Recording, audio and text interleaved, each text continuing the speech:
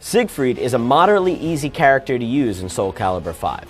Siegfried is a rather slow character, but he more than makes up for it with his fantastic reach. With his trusty sword Zweihander, Siegfried is able to land strong sword attacks from a greater distance than most other characters in SoulCalibur 5.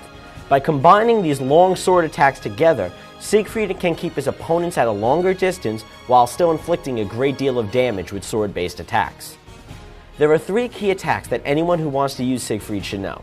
The first attack is called Sky Splitter. By pressing down right and hitting the B button, Siegfried will perform a vertical strike that will lift his opponent off the ground. The attack finishes with Siegfried holding the sword over his head, so it's easily followed by another vertical attack to inflict the most damage possible.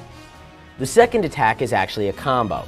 First, you need to perform the Shadow Buster by pressing down and the B button, and then holding the B button. This will make Siegfried perform a vertical attack and then power up his sword in a defensive position. Then, pressing down left and hitting the B button again will initiate a very powerful upward sword attack that will lift his opponent airborne and cause significant damage.